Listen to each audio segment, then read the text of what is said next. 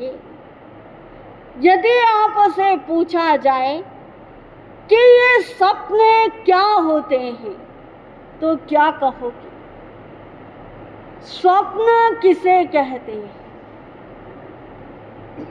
कोई कहता है कि ये सपने एक शगुफा है, यानी एक पहेली है जो इसे बुझा नहीं पाते, इसे समझ नहीं पाते। जैसे छोटे छोटे बच्चों से कोई पहेलियों के माध्यम से उनके जीके यानी करंट नॉलेज को बढ़ाने का काम करते हैं, तो कहते हैं कि चलो पहेलियाँ पूछ लेते हैं। इससे ही बच्चा अपना दिमाग लगाएगा, दिमाग का डेवलपमेंट होगा और वो बच्चे की बुद्धि जो है प्रज्ञा का जागरण होने लगेगा। उसी तरह कोई जो है मनोवैज्ञानिक वो इस स्वप्न को एक शगुफा यानी पहेली समझते हैं। कोई इस स्वप्न को मन की भ्रांति मानते हैं।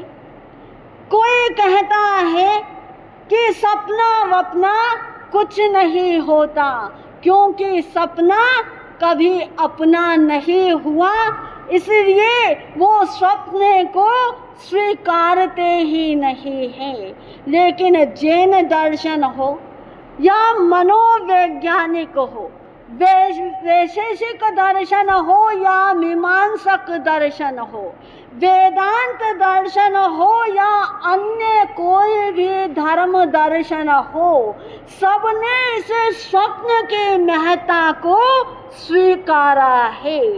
जब बात करते हैं कि ये स्वप्न क्या होते हैं, तब प्रभु महावीर की वाणी हमें गुंजित होती प्रतीत होती है, क्योंकि प्रभु महावीर ने अपने अंतिम देशना श्रीमद् उत्तराधयन सूत्र के जो निर्युक्ति है, उस निर्युक्ति के अंदर इस प्रश्न का बड़ा ही सटीक सा जवाब दिया है कि स्वप्न क्या होते हैं।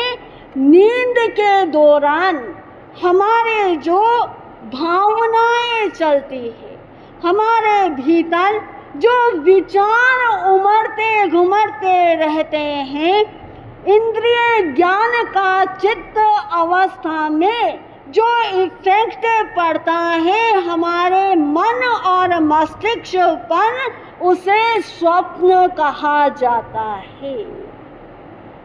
व्यक्ति सपना कब देखता है? कब देखता है? नींद में सोने के भी 4 अवस्थाएं बताई है। पहली अवस्था कि जैसे ही हमारे को लगा कि अब वो थक गए हैं, थोड़ा सा लेट जाते हैं। पहली अवस्था हो गई कि हम लेट गए, नींद नहीं आ रही है, लेकिन लेटे हैं ताकि बॉडी थोड़ी सी रिलैक्सेबल हो जाए। रिलैक्स करने के लिए हम लेट गए। 10-15 मिनट हुए, हल्की हल्की मधुर झपकी सी आने लगती है। ये दूसरी अवस्था है नींद की, जब व्यक्ति की बॉडी एकदम रिलैक्स महसूस होने लगती है, तो वो हल्की हल्की झपकी लेने लगती है, ठीक ऐसे ही जैसे अभी आप ले रहे हो, है ना, कि यहाँ सामयिक में बैठे हैं, प्रभु महावीर की वाणी चल रही है, जिन वाणी आगम वाणी सुनाई आ रही है, बॉडी एकदम रिलैक्स है, थक के आए थे, थकान बैठते ही दूर हो रही है, तो अब मधुर मधुर झपकी आ रही है। ये दूसरी अवस्था। तीसरी अवस्था, जब व्यक्ति ना जागा हुआ है ना सोया हुआ है, इसे आगम की भाषा में कहते हैं अर्ध निद्रित अवस्था होना। ना जागना और ना सोना, ऐसी जो अवस्था है ये अर्धनिद्रित तीसरी अवस्था होती है। और चौथी अवस्था वो अवस्था है निद्रा की, जिसमें आप कहते हो, हमारे बड़े बुजुर्ग कहते हैं कि ये तो घोड़े बेचकर सो गया, घोड़े बेच के सो गया। यानी कितना भी हो हल्ला उसके आसपास में हो रहा हो, लेकिन फिर भी उसकी नींद टूटने वाली नहीं, खुलने वाली नहीं। आप लोग कहते हो कि इसके कान के पास तो ढोल बजा दो तो भी ये उठेगा नहीं। ये चौथी अवस्था होती है नींद की। लेकिन पहली, दूसरी और चौथी, ये जो तीन अवस्थाएं हैं, इनमें हम कभी भी सपने नहीं देखते। सपने देखते हैं अर्धनिद्रित अवस्था में, यानी जब ना नींद में पूरी तरह जा पाते हैं और ना ही अपने बेड से उठने का हमारा मन होता है। ऐसी अवस्था में मन जो है एकदम शांत प्रशांत रहकर विभिन्न तरह के विचार करता है, और ये विचार ही हमारे स्वप्नों का आकार ले लेते हैं। ये स्वप्न जो है हमारे मन का दर्पण कहलाता है। ज्ञानियों ने कहा है कि one dream as one things, यानी जैसा हम देखते हैं वैसा ही हम सोचते हैं। ये देखना और सोचना, ये जो दोनों अवस्था एक साथ में मिलते हैं, तब हम सपने देखा करते हैं। स्वप्न दूसरा कहा दर्शन विनय, यानी कि गुरुजनों का आदर करना, ये उनके प्रति श्रद्धा भाव रखना कि गुरुदेव ने, गुरुजनों ने जो कहा है, जो वचन फरमाए हैं, उनके प्रति हमारा विश्वास रखना कि उन्होंने अपने ज्ञान के आधार पर, जिन वाणी के आधार पर जो फरमाया है वो सही है, इसलिए उनका आदर करना। फिर तीसरा है चरित्र की विनय, संयम चरित्र, इसके प्रति भी विनय का भाव रहना चाहिए। और जो संयम में हमने प्रवेश किया है, उस संयम के प्रति, उस चरित्र धर्म के प्रति भी हमारी विनम्रता रहनी चाहिए। ये नहीं कि मन में हमेशा ये भाव रहे कि कहाँ फंस गए, थोड़ा सा परिचय सहन करना पड़ा, थोड़ा सा विपरीत स्थितियां आई, तो उस समय वो संयम जो है वो हमें भार स्वरूप लगने लग जाए, ऐसा नहीं। ये चरित्र धर्म का आदर करना चाहिए, चरित्र धर्म के प्रति विनय भाव सदैव रहना चाहिए। बाकी को अपने अपने कर्मों के अनुसार इस संयम जीवन में भी अनेक प्रकार के परिश्रमों को सहन करना पड़ता है। और भगवान महावीर की सहिष्णुता को याद रखते हुए ये संयम जीवन में जो परिचय उपसर्ग आते हैं, उनको अगर अपने कर्मों का परिणाम मानकर समभाव पूर्वक सहन करते हैं तो संयम जीवन और ज्यादा शोभायमान होता है। फिर कहा है मन विनय, यानी कि मन से भी विनय होती है। मन में किसी भी प्रकार से गुरुजनों के प्रति, अपने बड़ों के प्रति कोई दुर्भावना नहीं लानी। कभी कठोर अनुशासन कर दिया, अपने हित में करा, अपने संयम जीवन को निखारने के लिए करा, तो मन में कोई दुर्भावना नहीं होनी चाहिए। ये बार बार जो है मुझे रोकते हैं, पता नहीं अपना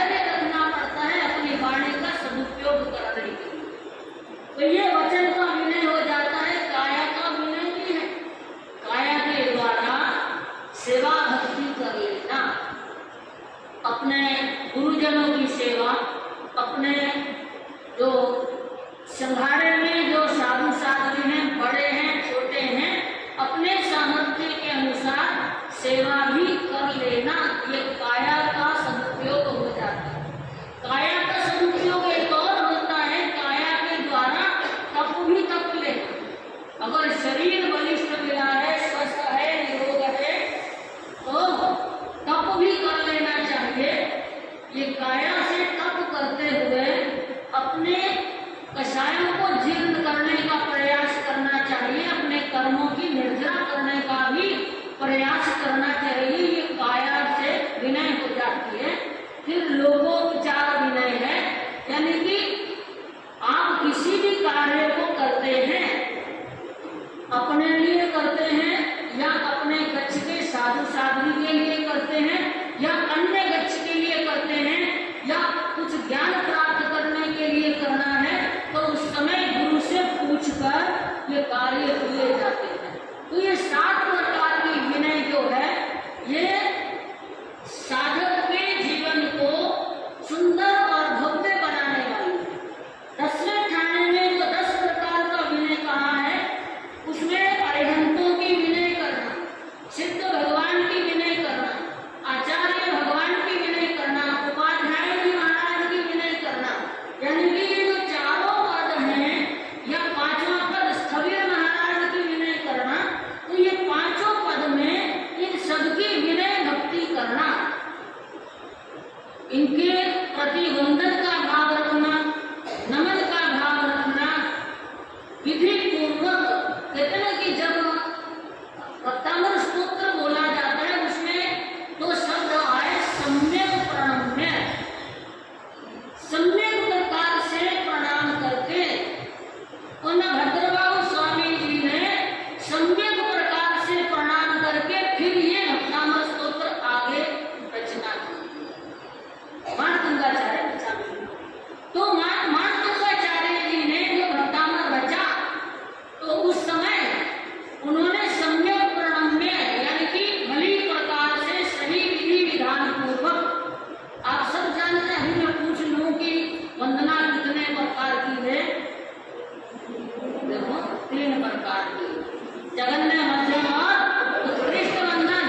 जगन्य में चलते फिरते कहीं भी साधु साध्वी भगवान दिख जाए तो मध्यम वंदामी, यही कहते हो। सड़क पर भी गोचरी चर्या के लिए जाते आते मिल जाए तो मध्यम वंदामी, ये नहीं कि रास्ता रोक के गुस्सो आया ना प्रयाण करने लगता, ऐसा नहीं होता ना। ट्रैफिक ब्लॉक नहीं करते हैं, रास्ते में बाधक नहीं बनते हैं, तो वो जगन्य वंदन होता है। मध्यम वंदन में तिखुतो आयान पयायन करके जो 3 बार वंदना की जाती है, दक्षिणा प्रदक्षिणा करके, वो वंदन विधिवत वंदन होता है, पंचांग नवाकर वंदन होता है। सागरी में ऐसा नहीं है।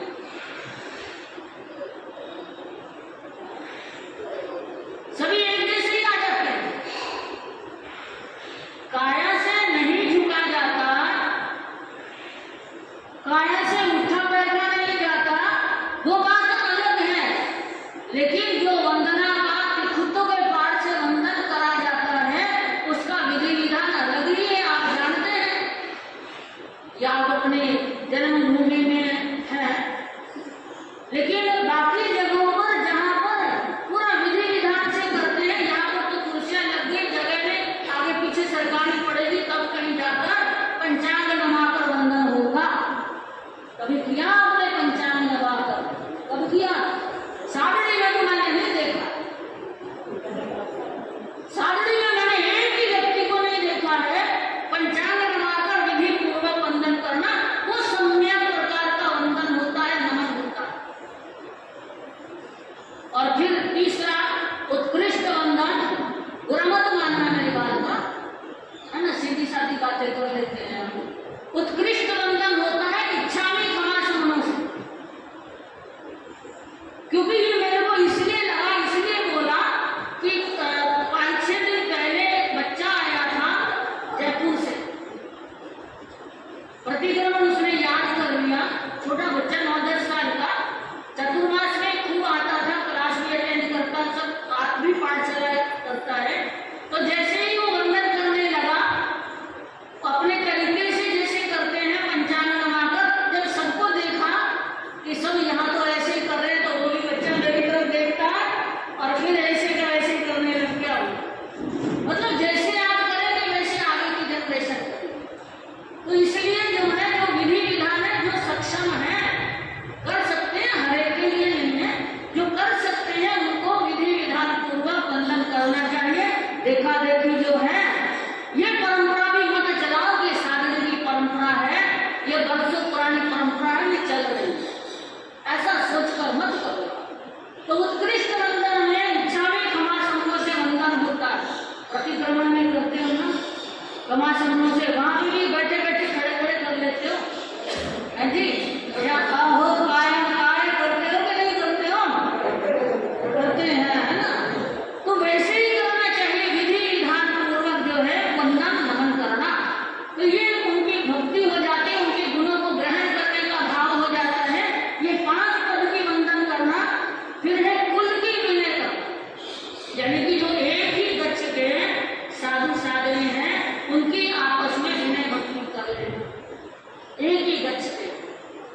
फिर उसके बाद कच्छ की विनय, गण की विनय जिसको कहते हैं, यानी कि पूरे जैसे स्थानवासी संघ है, गण है, उसकी विनय भक्ति कर लेना कि कोई भी साधु साधु आए हैं, चाहे वो मेरे गच्छ का नहीं है, चाहे वो रघुनाथ गच्छ का नहीं है, चाहे वो जयमल गच्छ का है, चाहे वो किसी भी गच्छ का है, उसकी विनय भक्ति करने की भी भगवान ने ठाणांग सूत्र में चर्चा की है।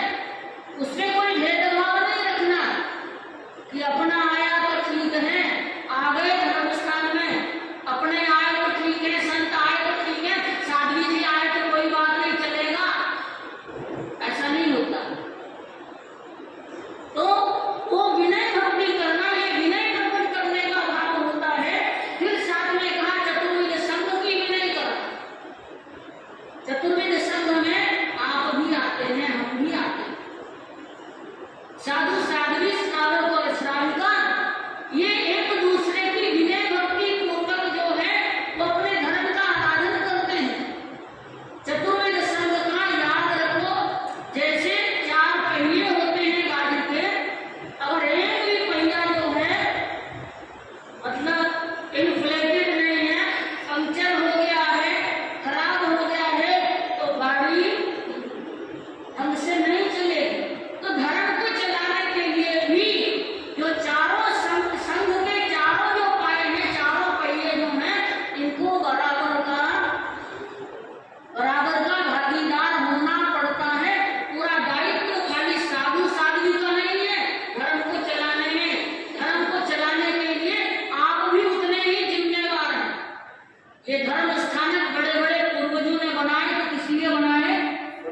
धर्म आराधना करने के लिए, ऐसे नहीं कि खाली पड़े रहे, ये नहीं होता है। ये धर्म स्थान की बैटरी भी चार्ज करनी पड़ती है।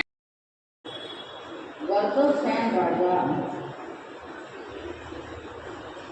बहुत विद्याओं का मालिक था, पर उसका काम अच्छा नहीं, काम अच्छा नहीं होने से उसका पतन शुरू हो।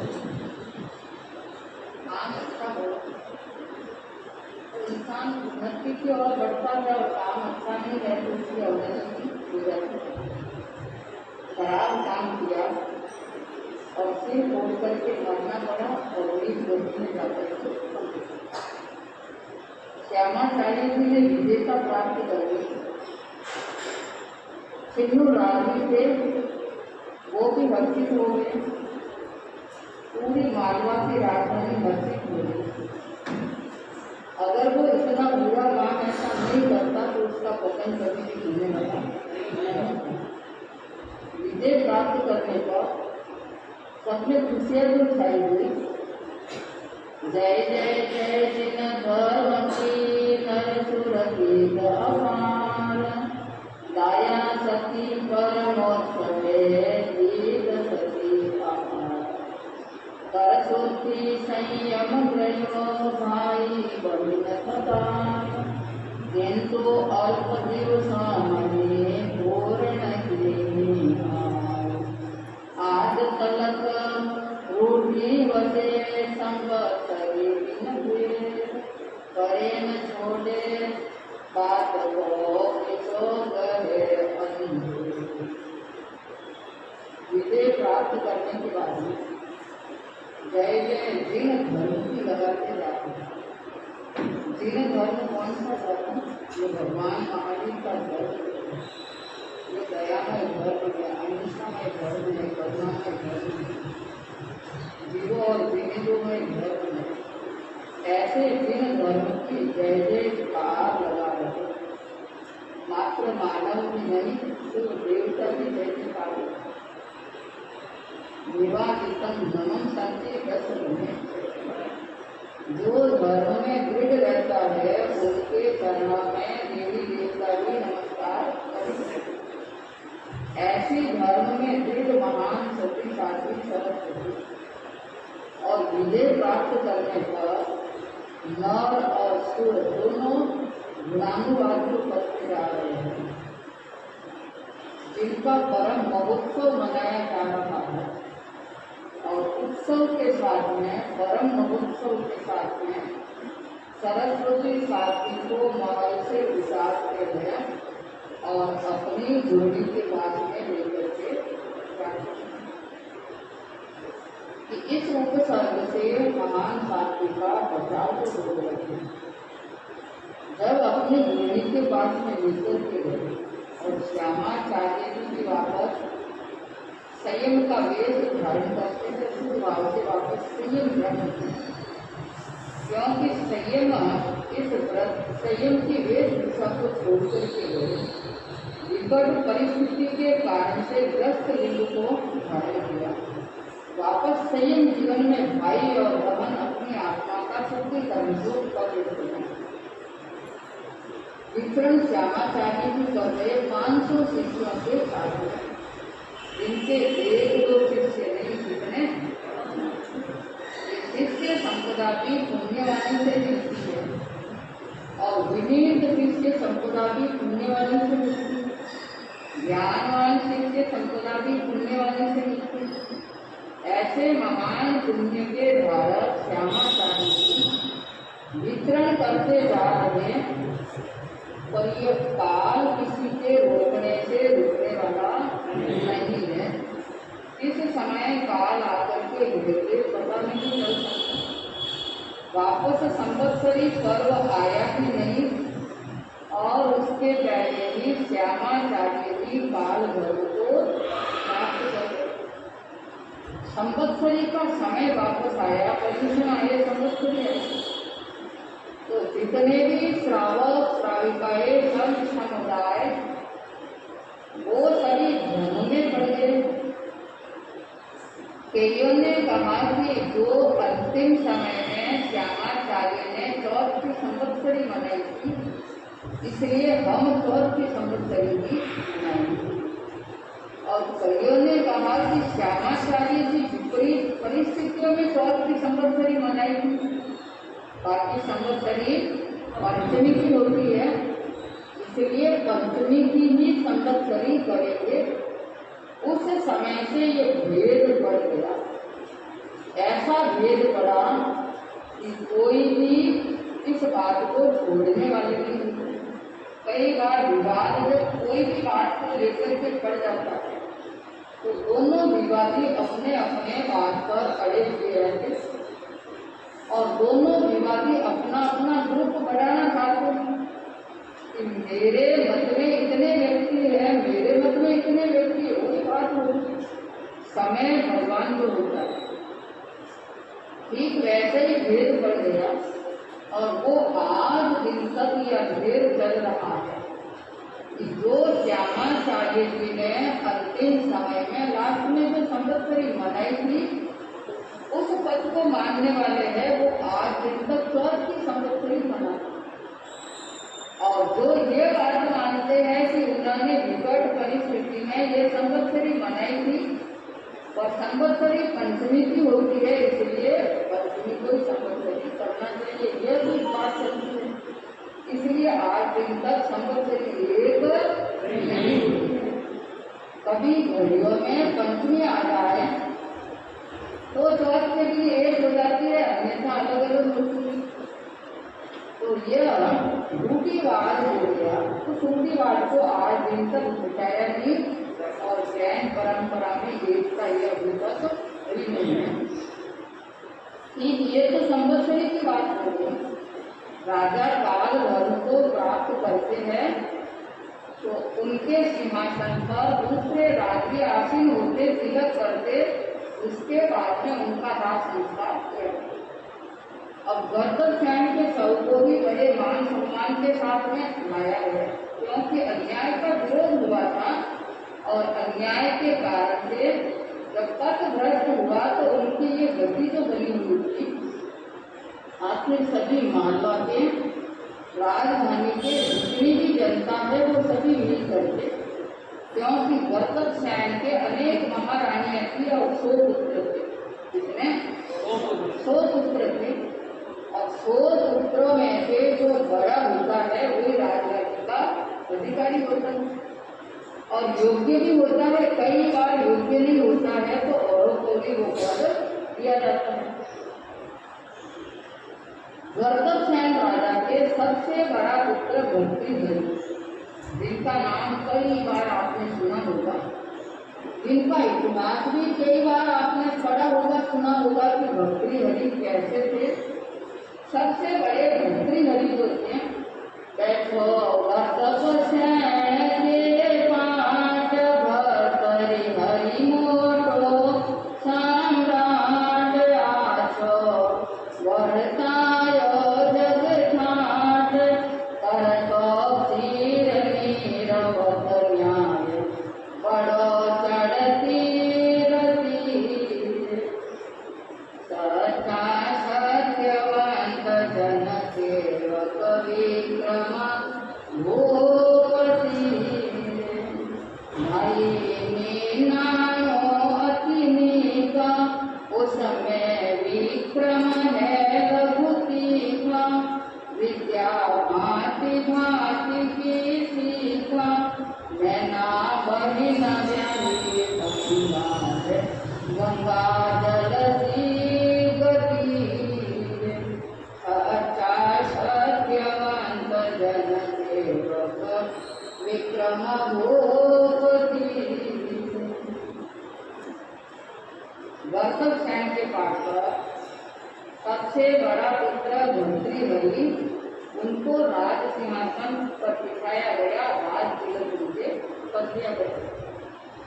भर्तृहरि बहुत बड़े सम्राट के रूप में कई न्याय नीति को जानने वाले, दुनिया के तमाम ज्ञान को वो जानने वाले थे। और जगत में मालवा की राजधानी में जितना श्रेष्ठ राजा कौन होता है, क्षीर नीर न्याय, जिनका न्याय क्षीर और पानी, दूध और पानी से वंश जो होता है, वो दूध को ग्रहण करता है, पानी को ग्रहण नहीं करता। राजा भी न्याय भी किसी प्रकार से करने वाला, चाहे शत्रु आ गया चाहे मित्र आ गया, और वहाँ भेद रेखा नहीं हो सकती, पक्ष नहीं हो सकता। जो सही बात है वही बात मान्य हो सकती है। तो इस तरह से पुण्यवानी देश की बढ़ती हुई है। और 99 भाई उनके, भर्तृहरि बड़े और उनसे छोटे 99 में से सबसे छोटे हैं विक्रम। विक्रम सबसे छोटे और भर्तृहरि सबसे बड़े तो है। और वो विक्रम लघु छोटा है और बड़ा ही तीव्र बुद्धि वाला। इतनी तीव्र बुद्धि है कि एक बार सुन लिया तो उनको याद है, कोई भी बात कह दी तो उनको याद है। तरह तरह की विद्याओं को सीख लिया है, विद्याएं प्राप्त हो गई।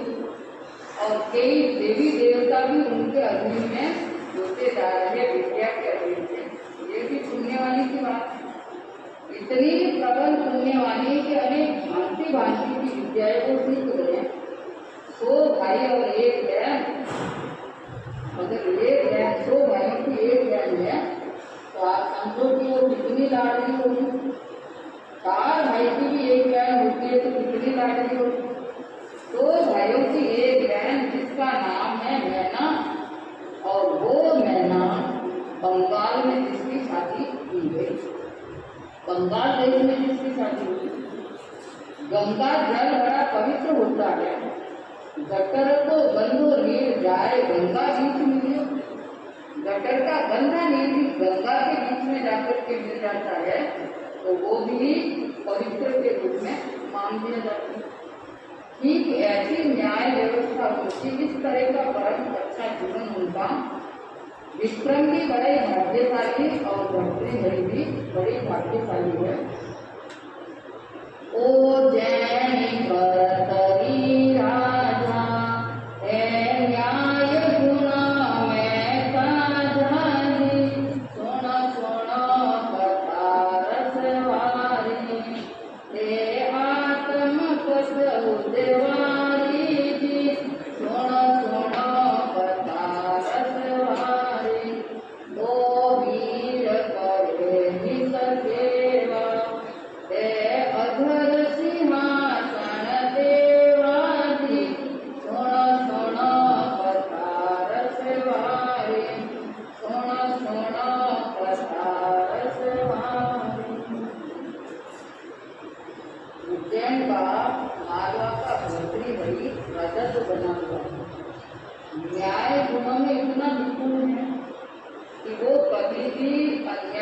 कार्य करने वाले नहीं, राजा है और राजा का कर्तव्य पूर्ण रूप से पालन करता है।